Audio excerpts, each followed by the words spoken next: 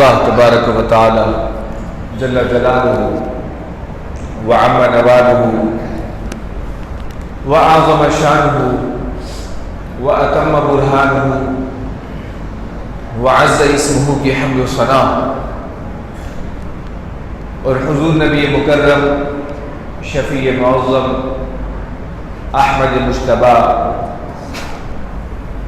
زینت بزم کائنات دستگیر جہاں حامی بے کساں سید سروراں قائد المرسلین جان کائنات جہان کائنات احمد مجتبیٰ جناب محمد مصطفیٰ صلی اللہ تعالی علیہ وآلہ وسلم کے دربار قربان میں حدیث درود و سلام کا نذرانہ عرض کرنے کے بعد میرے نہایت ہی معزز سامعین مکرم السلام علیکم ورحمۃ اللہ وبرکاتہ۔ نہایت ہی واجب الاحترام قابل عزت جامع مسجد قباء کے امام و خطیب حضرت علامہ طالب حسین سعیدی صاحب زین مجدہ، نہایت ہی قابل احترام شہید اہل سنت کے بھائی حضرت علامہ سید صبر الہدیٰ الیمنی صاحب، اور ان کے ساتھ برادر اکبر حضرت علامہ سید ظفر اقبال بخاری صاحب زین مجدہ تشریف فرما ہے۔ پہلے تو میں مسجد کی انتظامیہ کا شکر گزار ہوں کہ جنہوں نے مجھے آج کے اس پروگرام میں مدعو کیا۔ رب کریم آج کی اس محفل کو، شرکاء کی شرکت کو اور منتظمین کے انتظام کو اپنی بارگاہ عالی میں شرف قبولیت عطا فرمائے۔ انشاءاللہ 40 منٹ تقریباً گفتگو کروں گا، انتہائی توجہ کے ساتھ گفتگو کو سماعت کیجیے گا۔ خلاق کائنات مجھے حق سچ بیان کرنے اور جو کچھ بیان ہو اس کو صحیح طریقے سے سمجھنے اور اس کو اپنے عقیدے کا حصہ بنانے کی توفیق عطا فرمائے۔ پہلے تو میں یہ عرض کروں گا کہ آج مجھے حضرت شہید اہل سنت علامہ سید قمر الہدیٰ اشرفی صاحب رحمۃ اللہ تعالی علیہ کی یاد آ رہی ہے، جنہوں نے اس مسجد میں بہت سی خدمات پیش کی، اور مجھے وہ وقت یاد ہے کہ جب تہجد کے وقت میں وہ اور فجر کی نمازوں میں وہ قرآن کریم کو ترتیب کے ساتھ پڑھا کرتے تھے، حتیٰ کہ نمازوں میں وہ قرآن کریم کی تلاوت کو مکمل کیا کرتے تھے۔ یہ ایک بہت بڑی سعادت ہوتی ہے، یہ ایک شوق و جذبے کی بات ہوتی ہے کہ قرآن کریم کو بھی ترتیب پڑھنا نمازوں میں، اور اس ترتیب سے پڑھنا کہ پورے قرآن کریم کی تلاوت مکمل ہو جائے، ایسے لوگ بہت کم ہی ہوتے ہیں۔ تو تہجد کے وقت میں حضرت علامہ مفتی سید قمر الہدیٰ اشرفی صاحب مجھے لے کر آئے تھے، اور یہاں الحمدللہ مجھے شبینے کے حوالے سے موقع ملا تھا۔ تو وہ وقت یاد ہے کہ جب وہ اتنی رات میں قرآن کریم سے وہ لگن اور محبت، یہاں کے آپ کے امام خطیب حضرت علامہ مفتی قمر الہدیٰ اشرفی صاحب رحمۃ اللہ تعالی علیہ، رب کریم ان کو جنت الفردوس میں اعلیٰ مقام عطا فرمائے، اور ان کے مزار مکرمات پر کروڑوں رحمت نازل فرمائے۔ سامعین مکرم، جیسے وہ مجھے لے کر آئے تھے اس مسجد میں، آج انہی کے برادر اکبر حضرت علامہ سید صبر الہدیٰ الیمنی صاحب نے وہ یاد تازہ کر دی کہ وہ انہوں نے مجھے دعوت دی۔ اللہ کریم کی محبتوں کو اپنی بارگاہ عالی میں شرف قبولیت عطا فرمائے۔ سامعین مکرم، آج کا جو مجھے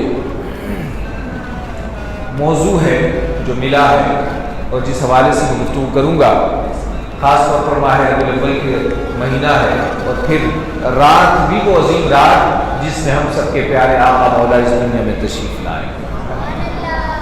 تو حضور علیہ السلام کے شمائل کے حوالے سے شمائل مصطفیٰ، شمائل نبی صلی اللہ علیہ وسلم اور میلاد النبی کے حوالے سے چند باتیں خوشگزار کروں گا۔ اللہ نے کائنات مجھے اکثر بیان کرنے اور جو کچھ بیان ہو اس کو اپنے عقیدے کا حصہ بنانے کی توفیق عطا فرمائے۔ بڑے ہی خوش نصیب ہیں وہ لوگ کہ جو آج اس عظیم الشان رات میں اپنے اوقات کو نیکیوں میں مصروف کیے ہوئے، اور نیکی بھی وہ نیکی کہ جس سے رب تعالیٰ بھی خوش ہوتا ہے، ایسی نیکی کہ جب حضور کے بارے میں بتایا جائے، آپ کو معلوم ہے کہ مومن جب حضور کا ذکر سنتا ہے تو اس کے دل میں ٹھنڈک پہنچ جاتی ہے۔ حضور کا ذکر آتے ہی مومن کے چہرے پہ بشاشت اور خوشی کے آثار نظر آتے ہیں، اور پھر جب حضور کے میلاد کا ذکر ہوتا ہے تو حضور کے عاشق جھوم اٹھتے ہیں۔ صدائیں درودوں کی آتی رہیں گی، جنہیں سن کے دل شاد ہوتا رہے گا، خدا اہل سنت کو آباد رکھے، میرے آقا کا میلاد ہوتا رہے گا۔ تو حضور کے عاشق، حضور کے میلاد منانے والے آج حضور کا میلاد منا رہے ہیں، اور یاد رکھیں کہ میرے کریم آقا علیہ السلام کا آج ہم ذکر کرنے بیٹھے ہیں، وہ کریم آقا جو آج اس عظیم الشان رات میں میلاد النبی صلی اللہ تعالی علیہ وسلم یعنی حضور کی ولادت باسعادت 12 ربیع الاول کو ہوئی، جیسے ہم آج حضور کا ذکر کر رہے ہیں مسجد قباء میں بیٹھ کے، یوں ہی میرے کریم آقا کے صحابہ نے بھی آج سے 1400 سال پہلے مسجد میں بیٹھ کر حضور کا ذکر کیا۔ سبحان اللہ۔ مسلم شریف اٹھا کے دیکھیں، میرے کریم آقا علیہ السلام صحابہ کرام علیہ رضوان کے درمیان سے گزرتے ہیں، میرے کریم آقا علیہ السلام کے صحابہ تشریف فرما ہے۔ سید عالم صلی اللہ تعالی علیہ وآلہ وسلم نے پوچھا، ما اجلسکم، اے میرے صحابہ، حضرت ابو سعید خدری رضی اللہ عنہ حدیث سے بات کرا رہا، میرے کریم آقا نے پوچھا، ما اجلسکم، اے میرے صحابہ آپ کیوں بیٹھے ہیں مجلس میں، اس مسجد میں کیوں بیٹھے، حلقہ بنا کر بیٹھے، بیٹھنے کا مقصد کیا ہے، ما اجلسکم، تمہیں کس چیز نے بٹھایا ہے؟ کہتے ہیں جلسنا نذکر اللہ ونحمدہ علی ما ہدانا للاسلام ومن به علینا، یا رسول اللہ صلی اللہ علیہ وسلم ہم بیٹھے اس لیے ہیں کہ ہم اللہ کا بھی ذکر کر رہے ہیں اور آپ کی آمد کا بھی ذکر کر رہے ہیں۔ کہتے سبحان اللہ، آپ کی آمد کا ذکر کر رہے ہیں، وَنَحْمَدُهُ عَلَى مَا هَدَانَا لِلْإِسْلَامِ وَمَنَّ بِهِ عَلَيْنَا، ہم اس بات پر رب کی تعریف کر رہے ہیں کہ اس نے ہمیں اسلام جیسی نعمت سے مالا مال فرمایا، اور ہم اس بات پر رب کی تعریف کر رہے ہیں کہ رب نے آپ کی تشریف آوری کے ذریعے سے ہم پر احسان فرمایا۔ حضور کا ذکر کر رہے ہیں، وَمَنَّ بِهِ عَلَيْنَا، اللہ نے آپ کے ذریعے سے، اللہ نے آپ کو اس دنیا میں بھیج کر آپ کی ولادت باسعادت ہوئی، حضور کی آمد ہوئی، تو فرمان کہ یا رسول اللہ ہم آپ کا بھی ذکر کر رہے ہیں، اور آپ اس دنیا میں تشریف لائے، اور آپ کے ذریعے سے ہمیں اسلام جیسی عظیم نعمت ملی، آپ کے ذریعے سے اللہ نے آپ کو بھیج کر ہم پر احسان فرمایا ہے، ہم اسی بات کا تذکرہ کر رہے ہیں۔ اور آج ہم کیا کر رہے ہیں؟ مسجد قباء میں بیٹھ کر کیا کر رہے ہیں بتانا تو؟ اللہ کا بھی ذکر کر رہے ہیں، اور محبوب کریم کا بھی ذکر کر رہے ہیں، محبوب کریم کا ذکر کر رہے ہیں، حضور کی آمد کا ذکر کر رہے ہیں، اور آج سے 1400 سال پہلے بھی صحابہ کرام علیہ رضوان نے بھی حضور کی آمد کے تذکرے کیے کہ حضور کو اللہ نے بھیج کر ہم پر احسان فرمایا۔ آگے سنیں، میرے کریم آقا فرماتے ہیں، آللہ ما اجلسکم الا لا، اے میرے صحابہ کیا آپ لوگ اللہ کا ذکر کر رہے ہیں اور میری آمد کا ذکر کر رہے ہیں، آپ اس بات پر قسم اٹھانے کو تیار ہیں؟ اللہ اکبر، آللہ ما اجلسکم الا لا، کہ کیا خدا کی قسم اٹھانے کو تیار ہیں کہ آپ لوگ اسی لیے بیٹھے ہیں؟ صحابہ کرام علیہ رضوان کی عظمت میں قربان جائے، کہتے ہیں قالوا واللہ ما جلسنا الا لا، خدا کی قسم ہم یہاں اللہ کا ذکر کر رہے ہیں اور اس کے محبوب کا ذکر کر رہے ہیں، قسم اٹھا کے کہہ رہے واللہ ما جلسنا الا اللہ۔ میرے محبوب نے کیا فرمایا؟ میرے محبوب کریم فرماتے ہیں انی لم استحلفکم تہمتا لکم ولکن اللہ عز وجل ارسل جبریل علیہ السلام۔ حدیث پاک کا مفہوم ہے، میرے کریم آقا فرماتے ہیں اتانی جبریل فاخبرنی ان اللہ یباہی بکم الملائکہ۔ میرے کریم آقا نے جب قسم لے لی تو میرے کریم آقا فرماتے ہیں یہ ذہن میں رکھو کہ میں نے جو قسم لی ہے وہ کسی تہمت کی بنا پر نہیں لی ہے، بلکہ قسم لینے کی وجہ یہ ہے کہ اللہ نے حضرت جبریل امین کو بھیجا ہے، اور حضرت جبریل امین نے مجھے خبر یہ دی ہے کہ آپ لوگ اللہ کا ذکر کر رہے ہیں اور اس کے محبوب کی آمد کا ذکر کر رہے ہیں اور حضور کی آمد کا ذکر کر رہے ہیں کہ اللہ نے حضور کو بھیج کر ہم پر احسان فرمایا۔ میرے کریم آقا فرماتے ہیں کہ اللہ نے حضرت جبریل امین کو بھیجا ہے، حدیث پاک کا مفہوم، اور بھیج حضرت جبریل امین آ کر کیا کہتے ہیں اللہ یباہی بکم الملائکہ۔ اے میرے کریم آقا، اللہ رب العزت فرشتوں کے سامنے ذکر کر رہا ہے ان لوگوں کا۔ کہتے سبحان اللہ، کن لوگوں کا ذکر کر رہا ہے؟ جو آپ کا ذکر کر رہے ہیں اور حضور کی آمد کا ذکر کر رہے ہیں۔ تو وہ بڑے خوش نصیب ہیں وہ لوگ جو حضور کی آمد کے تذکرے کرتے ہیں۔ صحابہ کرام علیہ رضوان نے بھی حضور کی آمد کے تذکرے کیے، اور آج ہم جامع مسجد قباء میں بیٹھ کر 12 ربیع الاول میں حضور کی آمد کا ذکر کر رہے ہیں، گویا کہ ہم بیٹھے تو مسجد قباء میں ہیں، لیکن ہم ذکر اللہ اور اس کے رسول کا کر کے ہم صحابہ کی سنت پہ عمل کر رہے ہیں۔ اللہ بعض لوگ یہ کہتے ہیں کہ بھئی تم میلاد النبی کیوں مناتے ہو؟ میلاد النبی صلی اللہ تعالی علیہ وسلم کیوں مناتے ہو؟ بعض الناس یعترضون علی المولد، اعتراض کرتے ہیں کہ میلاد النبی تم کیوں کرتے ہو؟ نحن نقول له، ہم انہیں یہ جواب دیں گے النبی صلی اللہ علیہ وسلم علمنا ان نشکر اللہ تعالی، حضور نے ہمیں یہ تعلیم دی ہے کہ ہم اللہ کا شکر ادا کیا کریں۔ فالاحتفال بالمولد متضمن لمعنى الشکر للہ علی نعمت بعثت محمد وعلى نعمت محمد وعلى نعمت ان جعلنا من امت محمد۔ ہم یہ کہیں گے کہ ہم اللہ نے ہمیں شکر کرنے کا حکم دیا کہ ہم اللہ کا شکر ادا کریں، اور جب ہم میلاد النبی مناتے ہیں تو میلاد النبی منانے کا مطلب ہی یہی ہے کہ ہم اللہ کا شکر ادا کر رہے ہیں، کہ ہم اللہ رب العزت کا شکر ادا کر رہے ہیں اس بات پر کہ اللہ نے اپنے محبوب کریم کو ہمارے درمیان بھیجا ہے۔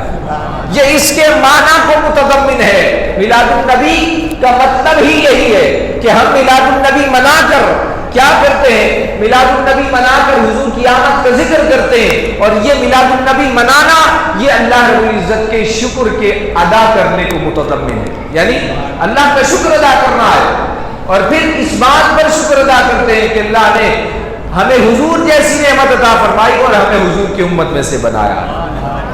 یہ ایک نعمت ہے، ہم اس بات پر رب کا شکر ادا کرتے ہیں۔ اور بعض کہتے ہیں نہیں نہیں یہ بدعت ہے، تم لوگ کیوں کرتے ہو؟ میسیجز چلتے ہیں یہاں سے موقع پر۔ یاد رکھیں کہ حضور کے عاشقوں، حضور کے غلاموں، لوگ ہزاروں کہتے رہے کہ تمہارے پاس حضور کے میلاد منانے کی دلیل کیا ہے، تم یہی کہہ دینا کہ ہم حضور کا میلاد بغیر دلیل کے مناتے ہیں۔ حضور کا میلاد بغیر دلیل کے مناتے ہیں۔ صاحب الحق یکفیہ دلیل واحد وصاحب الہوى وصاحب الہوى لا یکفیہ الف دلیل۔ صاحب حق جو ہوتا ہے، جو حق بات کو مان جاتا ہے، اس کو ایک دلیل بھی دے دے وہ مان جاتا ہے، لیکن جس کے دل میں کجی ہو، جس کے دل میں حضور کا بغض ہو، اگر تم اسے 1000 دلیلیں بھی دے دو گے بولے گا نہیں مجھے دلیل کافی نہیں ہے۔ تو حضور کے عاشق بنو۔ جو کہے کہ حضور کا میلاد کیوں مناتے ہو، کہو ہم حضور کے ماننے والے ہیں، حضور کے عاشق ہیں، ہم حضور کا میلاد ہی منائیں گے۔ تم بار بار روکو، ہم پھر بھی حضور کا میلاد مناتے رہیں گے۔ صحابہ کرام علیہ رضوان سے محبت کرنے والوں، مصطفیٰ کریم سے محبت کرنے والوں، میرے محبوب کریم علیہ السلام کیا خوب فرماتے ہیں؟ میرے کریم آقا فرماتے ہیں، خاموش، میرے کریم آقا علیہ السلام نے فرمایا انی عند اللہ مکتوب بخاتم النبیین وان آدم لمنجدل فی طینتی، میرے حضور نے فرمایا کہ میں اللہ رب العزت کی بارگاہ میں خاتم النبیین لکھ دیا گیا ہوں، اور میں اس وقت بھی نبی تھا جب حضرت آدم علیہ السلام مٹی اور پانی کے درمیان تھے۔ اور کیا فرمایا؟ انا بشار، حضور نے فرمایا انا دعوت ابی ابراہیم، حضور نے اپنے بارے میں فرمایا کہ میں اپنے بابا جان حضرت ابراہیم علیہ السلام کی دعا ہوں۔ حضور فرما رہے کہ میں حضرت ابراہیم علیہ السلام کی دعا ہوں، اور فرمایا وبشارت عیسیٰ، اور حضرت عیسیٰ علیہ السلام کی بشارت ہوں۔ حضرت عیسیٰ علیہ السلام نے فرمایا تھا کہ وہ ایک نبی آئیں گے، ان کا نام محمد ومبشرا برسول یأتی من بعد اسمہ احمد، اور حضور نے فرمایا وَرُؤْيَا أُمِّي الَّتِي رَأَتْ حِينَ وَضَعَتْنِي أَنَّهُ خَرَجَ مِنْهَا نُورٌ أَضَاءَتْ لَهُ قُصُورَ الشَّامِ، حضور فرماتے ہیں کہ میں اپنی والدہ کا وہ خواب ہوں جنہوں نے یہ دیکھا کہ جب میری ولادت باسعادت ہوئی تو شام کے محلات روشن ہو گئے تھے۔ حضور کی ولادت باسعادت ہوئی تو شام کے محلات روشن ہو گئے، شام میں روشنیاں ہر طرف پھیل گئیں۔ تو جب شام کے محلات روشن ہو گئے اور حضور کی آمد پر ملک شام کے محلات روشن ہو گئے تو ہم بھی حضور کی آمد پر گھروں کو چراغا کرتے ہیں، کہہ دو سبحان اللہ۔ تو حضور کی آمد کا ذکر صحابہ کرام علیہ رضوان نے کیا، اور سیدہ آمنہ فرماتی ہیں کہ میرے کریم آقا اس دنیا میں تشریف لائے تو شام کے محلات روشن ہو گئے۔ اللہ اکبر۔ سامعین مکرم، اللہ رب العزت کا یہ فضل و کرم ہے کہ اس نے ہمیں عاشقوں میں سے بنایا ہے، اور ان عاشقوں میں سے بنایا ہے جو حضور سے سچی پکی عقیدت و محبت رکھتے ہیں۔ یاد رکھیں کہ جب حضرت علی المرتضیٰ رضی اللہ تعالیٰ عنہ سے پوچھا گیا، کیونکہ شمائل کے حوالے سے گفتگو کروں کہ جب حضرت علی المرتضیٰ رضی اللہ تعالیٰ عنہ سے پوچھا گیا کہ آپ حضور کا وصف بیان کریں، ترمذی شریف، تو حضرت علی المرتضیٰ رضی اللہ تعالیٰ عنہ جب حضور کا وصف بیان کیا کرتے تھے کیا کہتے تھے؟ کان یقول لم يكن بالطويل الممطط ولا بالقصير المتردد وكان ربعة من القوم، جہاں پہ میں رک جاؤں تیز آواز سے سبحان اللہ کی آواز آنی چاہیے۔ لم يكن بالطويل الممطط ولا بالقصير المتردد وكان ربعة من القوم، وكان ربعة من القوم، آگے فرماتے ہیں اذا مشى تقلع كأنما يضحك من سبب واذا التفت معا بين كتفيه خاتم النبوة وهو خاتم النبيين، اجود الناس صدرا واصدق الناس لهجة واكرمهم عشرة والينهم عريكة، واذا رآه بديهة هاب واذا خالطه معرفة احبه، يقول ناعده لم ارى قبله ولا مثله بعد۔ کیا فرماتے ہیں؟ ترمذی شریف اٹھا کے دیکھیں، حضور کے شمائل بیان ہو رہے ہیں، کیا فرماتے ہیں؟ حضور کے بارے میں بیان کیا، حضور کے اوصاف بیان کیے کہ میرے کریم آقا نہ تو زیادہ لمبے تھے نہ زیادہ چھوٹے قد کے تھے، میرے کریم آقا کسی قوم کے درمیان میں کھڑے ہو جاتے تو نظر آ جاتے کہ کریم آقا درمیان میں موجود ہے، اور جب چلتے تھے تو چلنے کا انداز بھی بڑا پیارا تھا، اور میرے کریم آقا کی آنکھیں سرمگی تھی، میرے کریم آقا نے اگر سرما نہ بھی لگایا ہوتا تو ایسا لگتا تھا جیسا کہ میرے کریم آقا نے سرما لگایا، جو ایک بار رخ مصطفیٰ کو دیکھ لیتا بار بار یہی تمنا کرتا کہ وہ رخ مصطفیٰ کو دیکھتا رہا۔ اللہ اکبر۔ میرے وہ کمال حسن حضور ہے کہ گمان نقص جہاں نہیں، یہی پھول خار سے دور ہے، یہی شمع ہے کہ دعا نہیں۔ میرے امام فرماتے ہیں یہ حسن کے اتنے اعلیٰ درجے پر پہنچے ہوئے کہ گمان بھی نقص کا نہیں آتا، نقص کے بارے میں گمان بھی نہیں آتا کہ میرے کریم آقا میں کوئی نقص ہے۔ فرماتے ہیں یہی پھول خار سے دور ہے، فرماتے ہیں ہر پھول میں کوئی نہ کوئی کانٹا ضرور ہے، لیکن یہ میرے کریم آقا بزم رسالت کے ایسے پھول ہیں جس میں کوئی کانٹا ہی نہیں۔ اللہ۔ اور آگے کیا فرمایا حضرت علی مرتضیٰ رضی اللہ تعالیٰ، آگے فرماتے ہیں کہ میرے کریم آقا جب متوجہ ہوا کرتے تھے، اذا التفت، حضور کی شمائل بیان ہو رہے، اذا التفت التفت معا، جب متوجہ ہوتے میرے کریم آقا تو مکمل توجہ کے ساتھ کسی کی طرف متوجہ ہوا کرتے تھے۔ لیکن آج ہم غور کریں، میرے کریم آقا کا انداز یہ تھا کہ جب وہ کسی سے گفتگو کیا کرتے تھے تو مکمل توجہ کے ساتھ گفتگو سنتے تھے اور اس کی طرف متوجہ ہوا کرتے تھے۔ آج ہم دیکھیں ہمارا کیا انداز ہے، اگر والدین بلا رہے ہوں تو ہمارا انداز یہ ہے کہ ہم موبائل میں لگے ہوتے ہیں، ہماری توجہ مکمل نہیں ہوتی۔ لیکن میرے محبوب کریم جو پوری کائنات میں سب سے افضل و اعلیٰ ہیں، ان کی مصروفیت سے بڑھ کر کس کی مصروفیت ہو سکتی ہے، جنہوں نے پوری دنیا میں اسلام کے پیغام کو پہنچایا۔ میرے کریم آقا علیہ الصلوۃ والسلام جب متوجہ ہوا کرتے تھے تو مکمل توجہ فرمایا کرتے تھے۔ یہ نہیں ہے، دیکھیں آج ہمارے یہاں یہ ہوتا ہے کہ ہم موبائل میں لگے ہوتے، والد صاحب گفتگو کر رہے ہیں، والدہ گفتگو کر رہی ہیں، تو ہماری توجہ موبائل کی طرف ہوتی ہے اور ہم بالکل توجہ کے ساتھ گفتگو نہیں کر رہے ہوتے، توجہ ہی نہیں کرتے، دیکھتے بھی نہیں، ہاں ہاں بولے ہاں ٹھیک ہے ٹھیک ہے، اللہ اکبر۔ لیکن میرے کریم آقا کا انداز یہ تھا کہ جب کسی سے ملتے بھی تو مکمل توجہ کے ساتھ ملتے تھے۔ آج ہم کسی سے ہاتھ ملا رہے ہوتے، ہاتھ ادھر ہوتا ہے، توجہ اس طرف ہوتی ہے، لیکن میرے کریم آقا کا انداز یہ نہیں تھا۔ یہی حضور کے شمائل اور خصائل ہے۔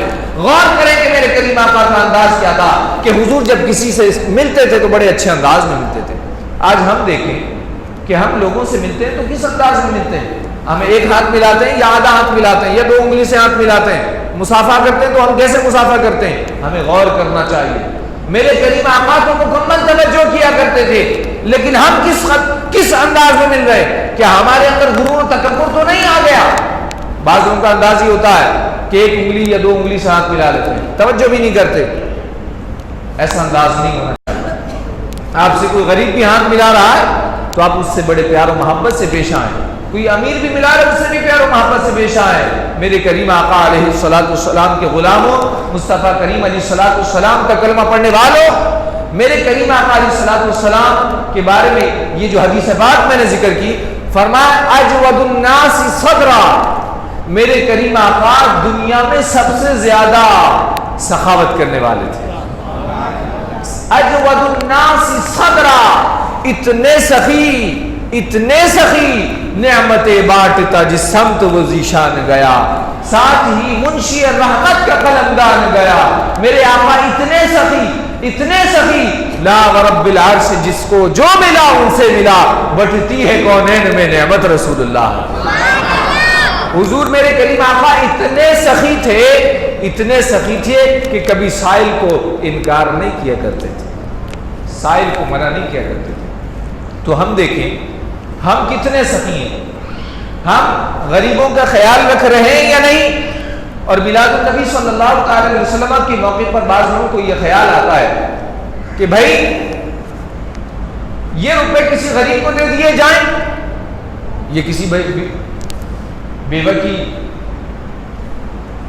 بچی کی شادی ہو جانی چاہیے، کسی یتیم بچی کی شادی ہو جانی چاہیے، کسی غریب کو دے دو۔ یہ کیوں آپ اتنے ہزاروں لاکھوں روپے خرچ کر رہے ہیں؟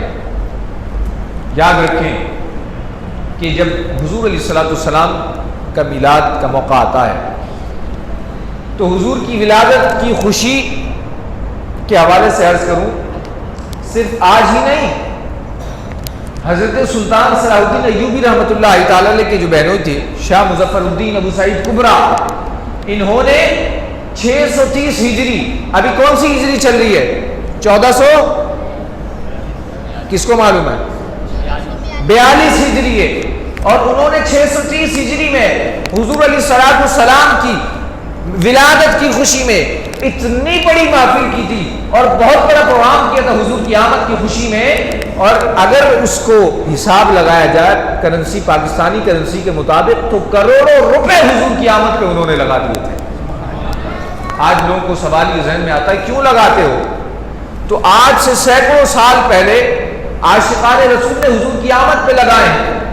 اچھا اب رہا غریبوں کی شادی، تو بہت سے حضور کے میلاد منانے والے ایسے موقع پر راتوں کو چپکے سے غریبوں کے گھر پہ جا کے راشن بھی دے دیتے ہیں، اور کچھ جو ہے وہ بیواؤں کی شادی کے لیے بھی روپے دے دیتے ہیں، کوئی یتیم بچوں کی شادی کے لیے، حضور کی ولادت کی خوشی میں کرتے ہیں۔ اور پھر جب اپنے بیٹے کی شادی کی بات آتی ہے تو وہاں آپ کو یہ سوال ذہن میں نہیں آتا کہ جہاں آپ لاکھوں روپے خرچ کر رہے ہوتے ہیں وہاں بھی جو ہے اسراف نہ کریں، وہاں آپ اپنے آپ کو روک لیں۔ جہاں آپ لاکھ روپے خرچ کرنا چاہ رہے ہیں وہاں 50,000 روپے خرچ کریں اور 50,000 کسی بیوہ کی یا کسی بیٹی کی شادی میں دے دیں۔ یہاں پہ بھی آپ کو ذہن میں رہنا چاہیے۔ یوں ہی اور بہت سے ایونٹس آتے ہیں جس میں ہم لاکھوں روپے خرچ کر دیتے ہیں، حتیٰ کہ بعض اوقات لوگوں کی یہ سوچ ہوتی ہے کہ ہر 6 مہینے بعد اپنے گھر کے فرنیچر چینج کرتے ہیں۔ یہ کیا چیز ہے؟ جب حضور کے میلاد کی بات آتی ہے تو ہمیں یہاں پہ سوالات ذہن میں آ جاتے ہیں۔ یاد رکھیں کہ جب لوگ یہ کہتے ہیں کہ یہ بدعت ہے، اور بدعت کے حوالے سے یاد رکھیں کہ بدعت 2 قسم کی ہوتی ہے، بدعت حسنہ اور بدعت سیئہ۔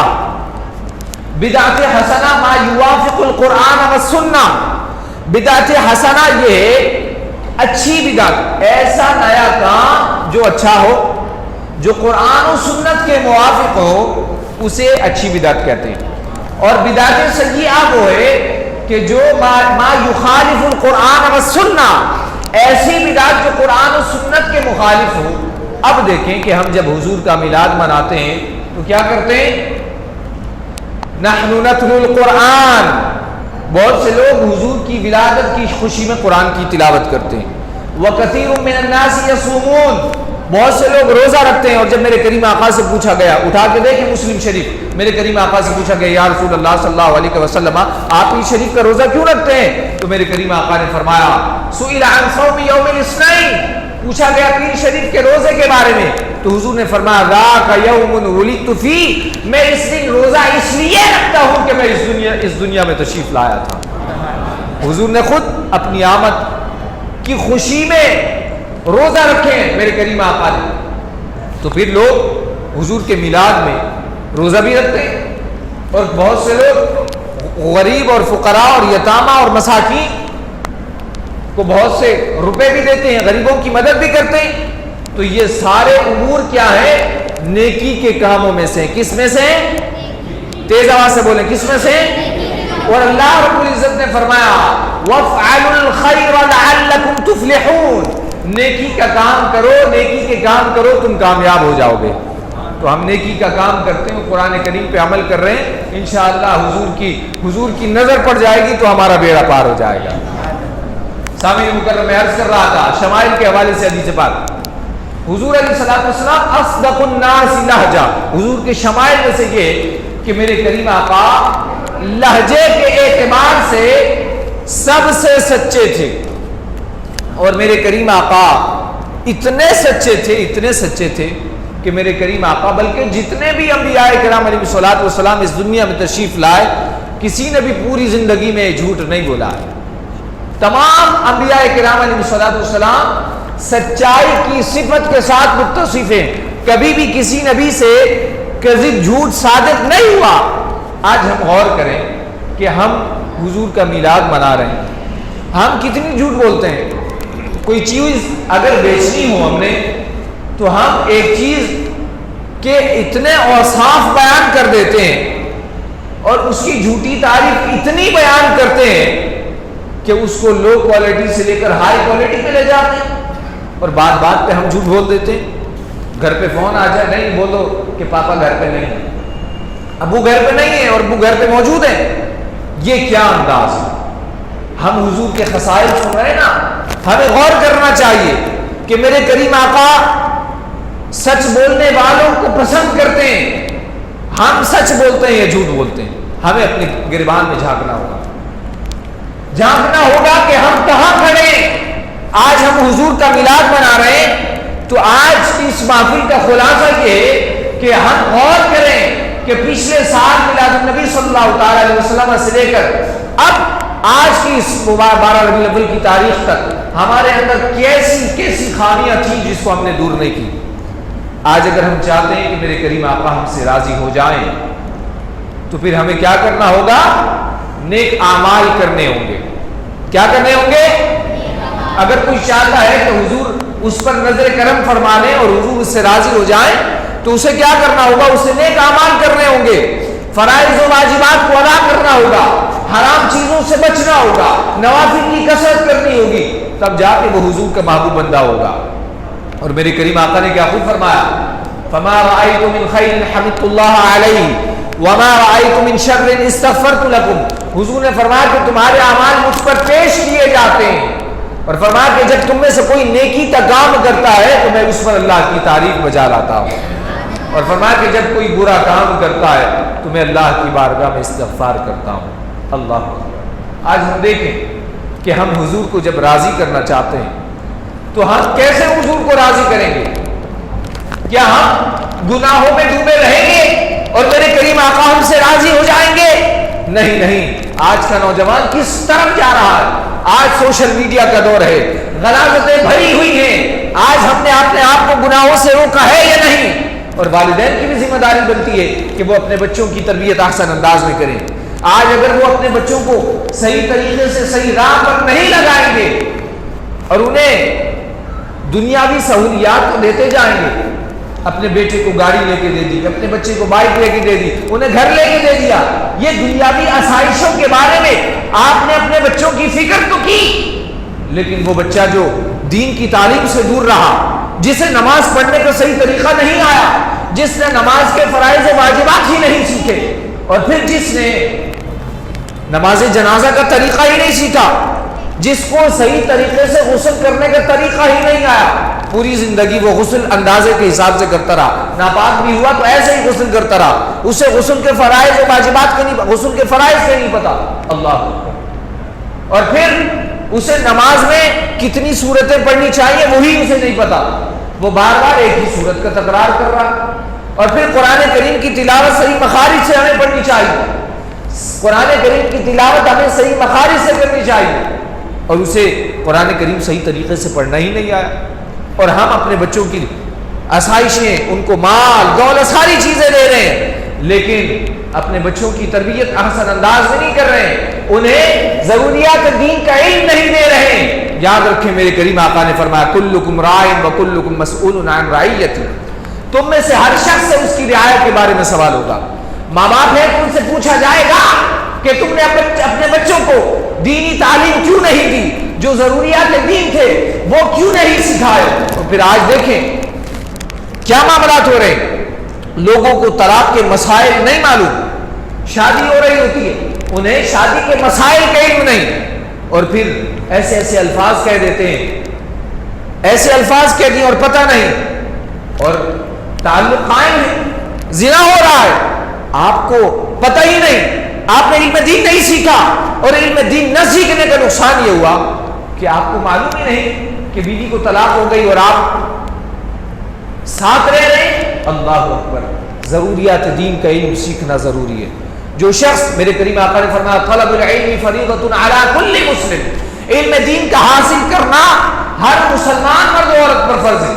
آج ہم دیکھیں کہ ہم نے ضروریات دین کا علم سیکھا ہے یا نہیں. آج میلاد النبی ہم منا رہے ہیں تو میرے کریم آقا اس وقت ہی صحیح معنوں میں خوش ہوں گے جب ہم اپنے کریم آقا کو راضی کریں گے. یقیناً آج کی یہ محفل بڑی بابرکت ہے، اور آج کی یہ عظیم الشان محفل یہ ایک سعادت کا کام ہے اور ایک بہت بڑی عظیم کامیابی ہے. لیکن صحیح معنوں میں اگر ہم اپنے کریم آقا کو راضی کرنا چاہتے ہیں تو ہمیں اپنے بچوں کو دینی تعلیم بھی دینی ہوگی، انہیں قرآن کریم کی تلاوت بھی سکھانی ہوگی، انہیں ضروریات دین کا علم بھی دینا ہوگا. ضروری نہیں کہ آپ عالم بنائیں، ہاں عالم بنا سکتے ہیں تو اپنے بچوں کو عالم بنائیں تاکہ وہ معاشرے کے عام کے افراد بن جائیں، تاکہ وہ معاشرے کے مصلح اور مصلح امت بن جائیں. یہ بہت بڑی سعادت ہے. لیکن کم از کم ضروریات دین کا علم سیکھیں. یوں ہی آج لوگ کہتے ہیں کہ میرے بچے بڑے نافرمان ہیں. آپ نے اپنے بچوں کو والدین کے جو حقوق ہیں وہی نہیں بتائے، بیوی کے وہ حقوق ادا نہیں کر رہا. اس کی وجہ کیا ہے؟ کہ اس نے دینی تعلیم نہیں سیکھی، زبان پر شکوے رنج و الم ہے، زبان پر بات بات پر گالیاں ہیں. بہت سے لوگوں کی بات ختم ہی اس وقت تک نہیں ہوتی جب تک کہ وہ 10 گالیاں نہ سنا دے. اور میرے کریم آقا نے فرمایا سباب المسلم فسوق وقتالہ کفر. حضور نے فرمایا کہ مسلمان کو گالی دینا کیا ہے؟ فسق ہے، نافرمانی ہے. آج ہم دیکھیں ہم کس طرف جا رہے ہیں. میرے کریم آقا کو اگر راضی کرنا چاہتے ہیں تو حضور کی تعلیمات پہ عمل کرنا ہوگا. آئیں دامن مصطفیٰ سے جڑ جائیں، جن کے ہم غلام تھے، خلق کے پیشوا رہے، ان سے پھرے جہاں پھرے. پھر آئی کبھی وقار میں، ایک طرف 313 کا لشکر ہوا کرتا تھا اور ایک طرف ہزاروں کا لشکر ہوا تھا، لیکن یہ 313 کا لشکر ہزاروں کے لشکر پر بھاری ہوا کرتا تھا. لیکن آج ہم دیکھیں ہمارے یہاں کیا ہو رہا ہے، ہم کہاں کھڑے. حضور کی ناموس کی بات آتی ہے، وہ اس وقت تو یہ تھا کہ 313 کا لشکر اور ایک طرف ہزاروں کا لشکر، وہ 313 کے لشکر سے کہاں جایا کرتے تھے. لیکن آج ہم دیکھیں ہم کہاں کھڑے. آج اربوں مسلمان ہونے کے باوجود جب حضور کی ناموس پہ حملے ہوتے ہیں اور خاکے شائع کیے جاتے ہیں، فرانس میں حضور کے گستاخانہ خاکے شائع کے حوالے سے بہت سے معاملات ہوئے. آج ہم دیکھیں ہم کہاں کھڑے. آج حضور کی ناموس کی جب بات کرنی ہوتی ہے تو کہا جاتا ہے ہم اقوام متحدہ کی طرف رجوع کرتے ہیں. بھائی ہم حضور کی ناموس کی بات کرنے کے لیے ہم اقوام متحدہ کی طرف جائیں؟ نہیں. ہر ادنا سے ادنا مسلمان حضور کی ناموس اور حضور کی عظمت اور حضور کے ختم نبوت پہ پہرا دینے کو تیار ہے. صرف ہاتھوں کو کھڑا کریں. حضور کی ختم نبوت کے لیے ہماری جانیں بھی حاضر ہیں. میرے امام نے کہا تھا کروں تیرے نام پہ جا فدا، نہ بس ایک جہاں تو جہاں فدا، 2 جہاں سے بھی نہیں جی بھرا، کروں کیا کروڑوں جہاں نہیں. حضرت عبداللہ بن رواحہ رضی اللہ تعالیٰ صحابی رسول ہے، آپ حضور کی ناموس پہ کس قدر پہرا دیتے ہیں. جب حضور کی ناموس کی بات آتی ہے حضرت عبداللہ بن رواحہ رضی اللہ تعالیٰ موجود ہے. ادھر رئیس المنافقین عبداللہ بن ابی موجود ہے. قرآن کریم کی وہ تفسیر اٹھا کے دیکھیں، سورہ حجرات میں آیت موجود ہے. حضرت عبداللہ بن رواحہ رضی اللہ عنہ تشریف فرما تھے. میرے کریم آقا علیہ الصلوۃ والسلام جس سواری پر سوار تھے اس سواری نے پیشاب کر دیا. خچر پر سوار تھے.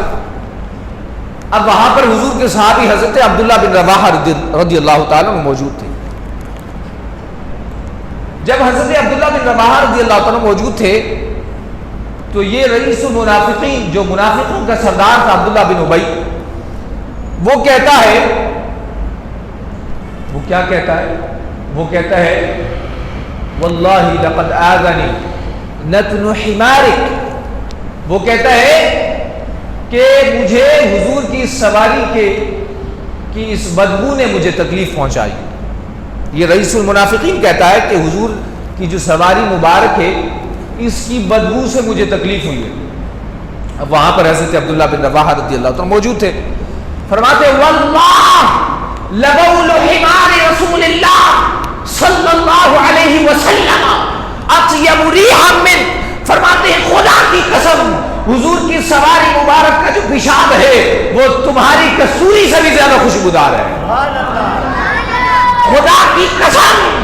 اور ایک روایت میں فرمایا کہ تم سے بھی زیادہ خوشبودار ہے. اب یہ حضور کے صحابی نے حضور کی ناموس پہ پہرا دیا اور بتا دیا کہ جب حضور کی ناموس کی بات آئے تو یہ نہ کہنا کہ یہ علماء کا کام ہے، بلکہ ہر ایک عاشق روڈ پہ نکل جائے اور بتا دے کہ ہم حضور کی ناموس اور حضور کی ختم نبوت پہ ہم اپنی جان بھی قربان کر دیتے ہیں. اور آپ دیکھیں کہ جب حضور کی ناموس اور ختم نبوت کی بات چل رہی تھی اور جب بہت سے خاکے شائع ہو رہے تھے اور پاکستان کے پارلیمنٹ میں جب قانون ختم نبوت کے قانون کو چینج کیا جا رہا تھا تو اس وقت بھی پوری دنیا میں لوگ یہ کہہ رہے تھے کہ پاکستان کے وہ لوگ ایسے ہیں، پاکستان کے لوگوں کے دلوں کے اندر ایسی عشق و محبت ہے وہ حضور سے اس قدر پیار کرتے ہیں، اس قدر حضور سے پیار کرتے ہیں، ایسا عشق ایسی محبت ہمیں دنیا میں کہیں بھی نظر نہیں آتی۔ لوگ آج بھی کہتے ہیں کہ حضور کے عاشق جو پاکستان میں ملتے ہیں وہ صحیح معنوں میں حضور کے عاشق ہمیں مل جاتے ہیں، وہ حضور کی ناموس پہ پہرا دینے والے ہیں۔ آج دیکھیں کہ حضور کی ناموس پہ حملے ہو رہے ہیں، اور دیکھیں وہ مسلمان کہ جو خاکے دیکھ کر پھر آگے سینڈ کر دیتا ہے، اسے غور کرنا چاہیے۔ ماہ ربیع الاول کا مہینہ ہے اور پھر آپ اس کی تشہیر کر رہے ہیں، نہیں، آپ اس کو دیکھیں ہی نہیں۔ آج ہم زندہ ہیں۔ حضرت امام مالک نے فرمایا تھا ما بقاء الامت بعد شتم نبیھا، اس امت کو جینے کا حق ہی نہیں رہتا جب امت اپنے نبی کی شان میں گستاخی ہوتے ہوئے دیکھ لے تو فرمایا اس امت کو جینے کا حق نہیں۔ آج ہم کہاں کھڑے؟ آج حضور کی ناموس پہ حملے ہو رہے ہیں۔ آج جس نبی کا ہم نے کلمہ پڑھا ہے، آج حضور کی ناموس پہ حملے ہو رہے ہیں۔ اللہ، آج ہم کہاں کھڑے؟ آج ہم غور کریں کہ وہ نبی جس کا ہم نے کلمہ پڑھا ہے، وہ نبی جو ہمیں جنت میں لے کے جائیں گے، وہ نبی جنہوں نے ہمیں والدین کا ادب و احترام سکھایا ہے، وہ نبی کہ جنہوں نے ہمیں یہ بتایا ہے کہ اپنے بچوں پر شفقت کرو، بڑوں کا ادب و احترام کرو، وہ نبی کہ جو پوری کائنات کے لیے رحمت للعالمین بن کر آئے ہیں، آج ان کی ناموس پہ حملے ہو رہے ہیں اور ہم خاموش بیٹھے ہیں۔ آج ہماری یہ ذمہ داری بنتی ہے کہ ہم جہاں جہاں تک اپنا کردار ادا کر سکتے ہیں، ہم وہاں تک کردار ادا کر سکتے ہیں۔ اگر ہم مصنوعی چیزوں کا بائیکاٹ کر سکتے ہیں تو ہم ان مصنوعی چیزوں کا بائیکاٹ کریں، اور آج سے یہ عہد کریں کہ ہم گستاخان رسول کی کوئی بھی چیز استعمال نہیں کریں گے۔ اپنے ہاتھوں کو بلند کریں، اور آج سے ہم یہ عہد کریں کہ آج حضور کے میلاد میں آ کر ہم یہ عہد کرتے ہیں کہ پوری زندگی ہم کبھی بھی نماز نہیں چھوڑیں گے، اپنے والدین کا احترام کریں گے، اور کریم آقا علیہ الصلوۃ والسلام کی ناموس پہ پہرا دیتے رہیں گے۔ میرے کریم آقا علیہ الصلوۃ والسلام کے بارے میں کیا فرمایا؟ اذا خالطہ معرفۃ، حضور کے اوصاف کے بارے میں فرمایا نا کہ جب کوئی شخص حضور سے مل لیتا ایک بار حضور سے ملتا، ہوتا یہ کہ وہ حضور کو اپنا محبوب بنا لیتا۔ اور کیا فرمایا پھر آخر میں گفتگو کا خلاصہ بیان کر رہا ہوں۔ حضور کے آج کی اس محفل کا خلاصہ یہی ہے کہ جو حضرت علی المرتضیٰ رضی اللہ تعالیٰ نے فرمایا یقول ناعتہ لم ار قبلہ مثلہ ولا بعدہ، حضور کا وصف بیان کرنے والا، حضور کی شان بیان کرنے والا آخر میں یہی کہتا ہے کہ میں نے حضور جیسا نہ اس دنیا میں پہلے کبھی دیکھا ہے نہ کبھی بعد میں دیکھا ہے، نہ آپ جیسا پہلے کبھی دیکھا ہے نہ آپ جیسا کبھی بعد میں دیکھا ہے، اب میری نگاہوں میں جچتا نہیں کوئی، بولے اب میری نگاہوں میں جچتا نہیں کوئی، جیسے میرے سرکار ہے ایسا نہیں کوئی۔ میرے کریم آقا علیہ الصلوۃ والسلام کی شان یہ ہے کہ میرے امام نے فرمایا کروں مدح اہل دوول رضا، پڑے اس بلا میں میری بلا، میں گدا ہوں اپنے کریم کا، میرا دین پا رہنا نہیں۔ میرے امام نے فرمایا کہ میری زبان سے اگر کوئی تعریف نکلے گی، فرمایا میں دنیا داروں کی تعریف نہیں کرتا، فرمایا کہ احمد رضا کے زبان سے اگر کسی کی تعریف نکلے گی تو وہ محمد مصطفیٰ ہے۔ اللہ تو اللہ کریم ہم سب کو سید عالم صلی اللہ تعالی علیہ وسلم سے سچی پکی عقیدت و محبت عطا فرمائے۔ اور آج کی جو اس محفل کا خلاصہ یہ ہے کہ ہم نے 3 چیزوں پہ عمل کرنا ہے، حضور کی ناموس پہ ہم نے پہرا دینا ہے، اور ہر شخص جس کی جو ذمہ داری بنتی ہے اپنے بچوں کو حضور کی ختم نبوت کے حوالے سے بتائیں۔ یوں ہی ہم نے مصنوعی چیزوں کا بائیکاٹ کرنا ہے، اور ہم نے یہ ذہن میں رکھنا ہے کہ اگر ہم نے زندگی میں کوئی نماز قضا کی ہو تو ہم نے وہ پڑھنا ہے، اور زندگی میں کوشش کریں کہ کوئی بھی نماز قضا نہ ہو، زندگی کو ہم ایسے گزاریں کہ جب ہم اس دنیا سے جائیں تو کہا جائے گا دیکھو کہ حضور کا غلام جا رہا ہے، زمین میلی نہیں ہوتی، زمن میلا نہیں ہوتا، محمد کے غلاموں کا کفن میلا نہیں ہوتا۔ اور میرے کریم آقا کی شان و عظمت پہ پہرا دینے والوں میرے امام نے کیا خوب فرمایا، کروں تیرے نام پہ جا فدا، نہ مسک جا دو جہاں فدا، دو جہاں سے بھی نہیں جی بھرا، کروں کیا کروڑوں جہاں نہیں۔ میری گفتگو تھوڑی سی طویل ہو گئی، معذرت چاہتا ہوں، کیونکہ آج موضوع ہی ایسا ہے اور پھر حضور کی آمد کا ذکر ہے، تو جب حضور کی آمد کا ذکر شروع ہوتا ہے تو پھر زندگیاں ختم ہوئیں اور قلم ٹوٹ گئے، مگر تیرے اوصاف کا ایک باب بھی پورا نہ ہوا۔ وآخر دعوانا الحمدللہ رب العالمین۔